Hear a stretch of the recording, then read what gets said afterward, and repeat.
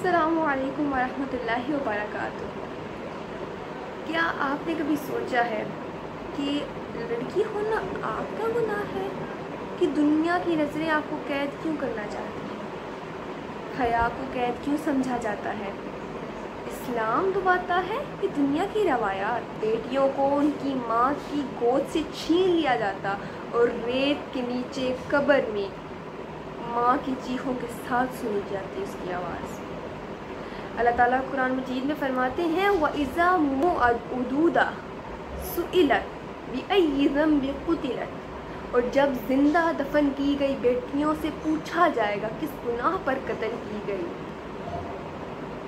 جس زمانے میں لڑکیوں کے بارے میں کوئی نہیں بولتا تھا، لوگ اپنی بیٹیوں کو دفن کر دیتے اور ان کا پیدا ہونا اپنے لیے باعث شرمندگی سمجھتے، اس وقت اللہ تعالیٰ نے لوگوں کو یہ سمجھایا کہ تم جو کرتے ہو تمہیں کیا لگتا ہے تم سے پوچھا نہ جائے گا؟ تمہارے سامنے ان بیٹیوں سے پوچھا جائے گا کہ تمہارا کیا گناہ تھا کہ ان لوگوں نے تمہیں دفن کر دیا۔ اللہ تعالیٰ سوال جواب کریں گے۔ اس زمانہ جاہلیت میں اسلام نے عورت کو یہ مرتبہ دیا کہ بیٹیوں کو دفن نہ کرو، یہ رحمت ہے۔ اس زمانے میں عورتوں کو ان کی ماہواری کے دنوں میں انہیں ناپاک سمجھا جاتا، انہیں گھروں سے نکال دیا جاتا، ان کے ساتھ کھایا نہ جاتا، انہیں چھونے سے اضطراب کیا جاتا کہ کہیں یہ ناپاکی ہم پر بھی نہ آ جائے۔ اسلام نے کہا کہ ماں کے قدموں تلے جنت ہے، اسلام نے کہا کہ بہن تمہارے لیے جنت کی راہ ہے، اسلام نے کہا کہ بیٹی تمہارے لیے رحمت ہے، وہ تمہارے لیے جنت کا سبب ہے، اور تمہاری بیوی وہ تمہارا آدھا ایمان ہے۔ عورت چاہے جس بھی لحاظ میں ہو، وہ تمہارا آخرت کو سنوارنے کا کچھ نہ کچھ حصہ ادا کرتی ہے، وہ دنیا میں بھی تمہیں پورا کرنے کا جواز رکھتی ہے۔ خدیجہ رضی تعالیٰ عنہا اس دور میں جدھر بیٹیوں کو دفن کر دیا جاتا، عورتوں کو ان کی رائے کا حق نہ تھا، اس زمانہ جاہلیت میں حضرت خدیجہ رضی تعالیٰ عنہا ایک کامیاب تاجرہ تھی، ایک پہلی انسان جو اسلام قبول کیا، پہلی عورت جنہوں نے اس جہالت بھرے معاشرے میں ایک اللہ کی طرف رجوع کیا۔ وہ اتنی کامیاب تاجرہ تھی کہ عرب کے بڑے بڑے تاجر ان کے ساتھ تجارت کرنے باعث فخر سمجھتے تھے۔ انہوں نے نبی کریم صلی اللہ علیہ وسلم کی ایمانداری اور ان کا اخلاق اور تمام چیزیں دیکھ کر ان کو اپنے ساتھ تجارت کا موقع دیا، اور پھر جب انہوں نے تسلی کر لی تو انہیں پہلے نکاح کی پیشکش کی۔ تو جب پہلی دفعہ نبی کریم صلی اللہ علیہ وسلم پر وحی نازل ہوئی تو وہ کانپتے ہوئے حضرت خدیجہ رضی تعالیٰ عنہا کے پاس آئے، تو حضرت خدیجہ رضی تعالیٰ عنہا نے گلے لگایا، تسلی دی اور کہا اللہ آپ کو ہرگز رسوا نہیں کرے گا۔ نبی کریم صلی اللہ علیہ وسلم نے فرمایا کہ اپنے زمانے میں حضرت مریم علیہ السلام سب سے افضل عورت تھیں، اور اس امت میں حضرت خدیجہ رضی تعالیٰ عنہا سب سے افضل ہیں۔ یہ وہ وقت تھا جب کسی عورت کو اس کی نکاح کی رائے نہیں دی جاتی تھی، لیکن اس وقت اسلام نے سب سے پہلے جس عورت نے اسلام کو قبول کیا اور نبی کریم صلی اللہ علیہ وسلم نے جس سے شادی کی، وہ ایک بزنس وومن تھی۔ یہ بتایا کہ عورت تمہیں پورا حق ہے کہ تم تجارت کرو، تمہیں پورا حق ہے کہ تم اپنے حق کے لیے لڑو، تم کما سکتی ہو، تمہیں کسی نے روکا نہیں ہے، مگر اپنی حدود میں رہ کر۔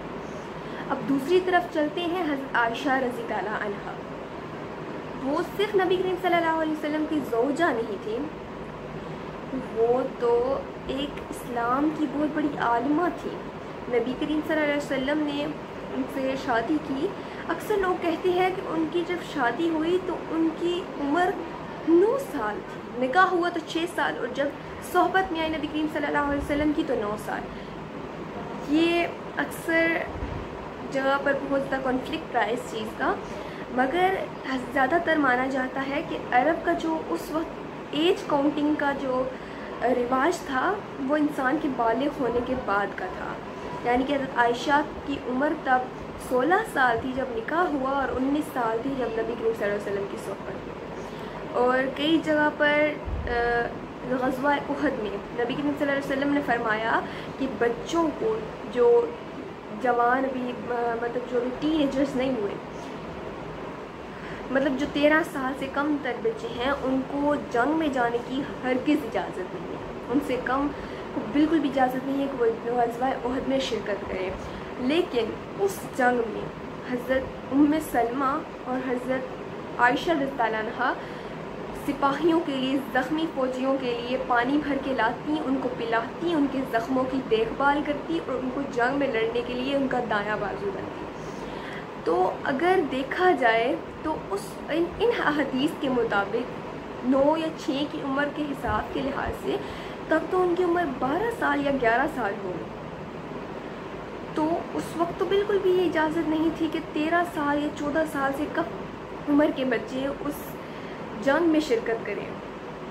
اس وقت حضرت عائشہ رضی اللہ عنہا کی جو عمر تھی وہ زیادہ تھی، اور کئی جگہ پر کہا جاتا ہے کہ حدیث شاید نریٹ کرنے میں غلطی ہوئی ہے کہ حضرت عائشہ رضی اللہ عنہا کی عمر اس ٹائم انہوں نے 19 سال کہنا تھا اور انہوں نے 9 سال کہہ دیا۔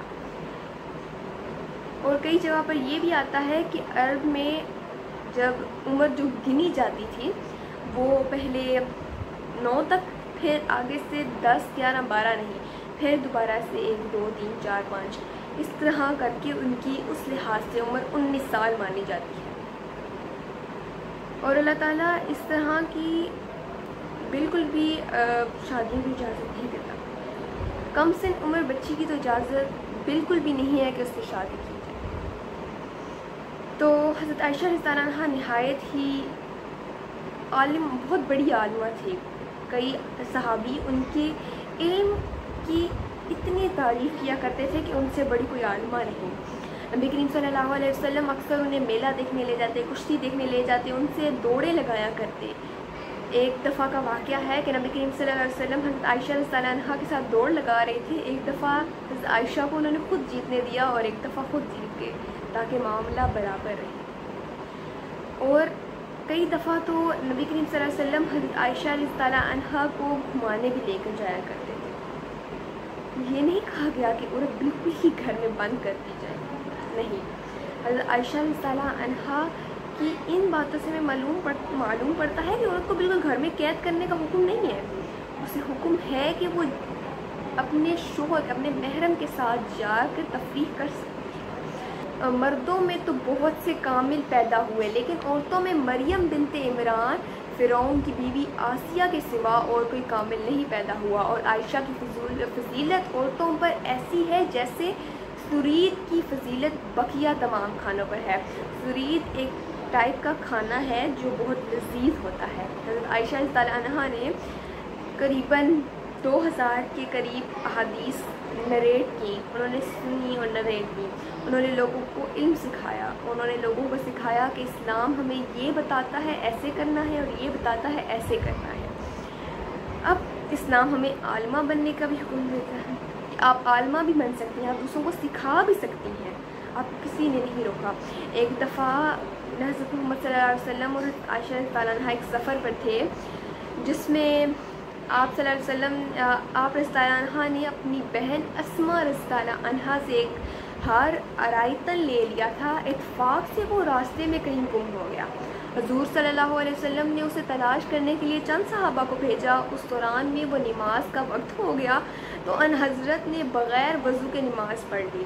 پھر جب ان حضرت رضی اللہ عنہا صلی اللہ علیہ وسلم کی خدمت میں حاضر ہوئے تو آپ نے صورتحال کے مطابق عرض کیا، سو اس کے بعد تیمم کی آیت نازل ہوئی۔ اس پر سعید بن زید رضی اللہ عنہ نے کہا، تمہیں اللہ تعالیٰ جزائے خیر دے، خدا کی قسم تم پر جب بھی کوئی مرحلہ آیا تو اللہ تعالیٰ نے اس سے نکلنے کی سبیل تمہارے لیے پیدا کر دی اور تمام مسلمانوں کے لیے بھی اس نے برکت پیدا فرمائی لگی۔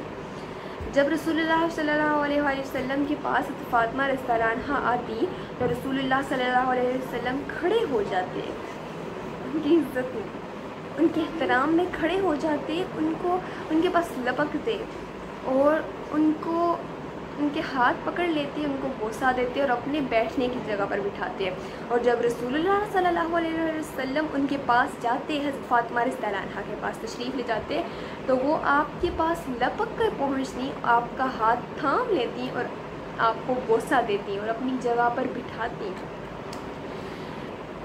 مغربی جو کلچر ہے وہ کہتا ہے کہ عورت ہماری آدھی سوسائٹی ہے، اسلام کہتا ہے کہ عورت ہماری پوری سوسائٹی ہے، وہ اس سوسائٹی کی بنیاد ہے۔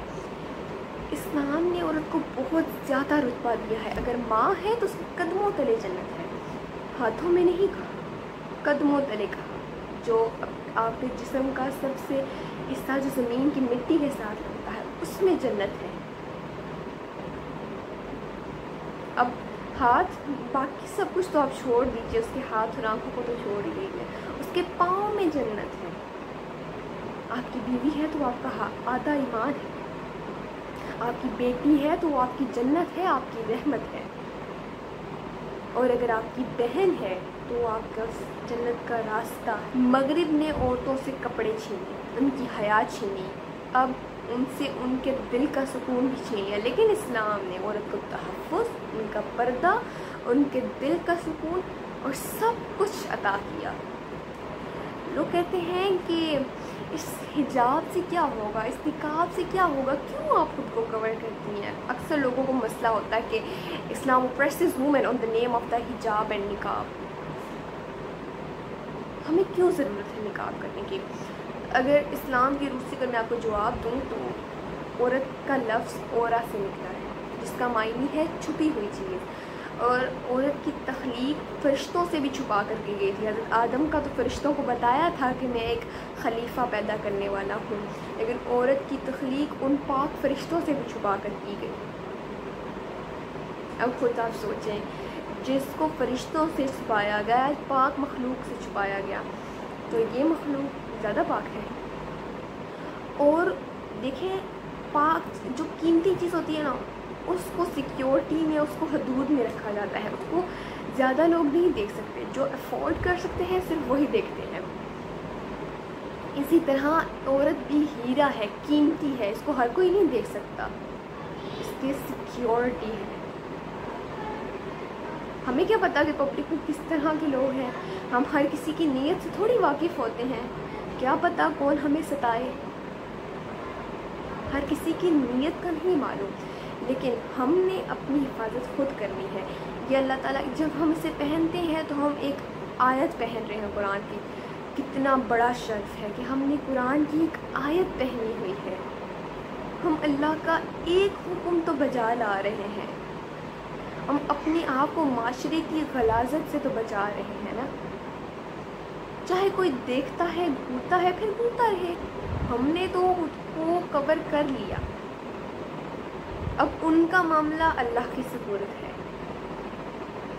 میری پیاری بہنوں، ہم بے قیمت نہیں ہیں، غلاف ہر کتاب کو نہیں چڑھتا، غلاف صرف قرآن کو چڑھتا ہے، غلاف ہر عمارت کو نہیں چڑھتا، صرف کعبے کو چڑھتا ہے۔ آپ بھی کوئی عام نہیں ہے، حجاب ہر عورت کو نہیں آتا، آپ پر آتا ہے۔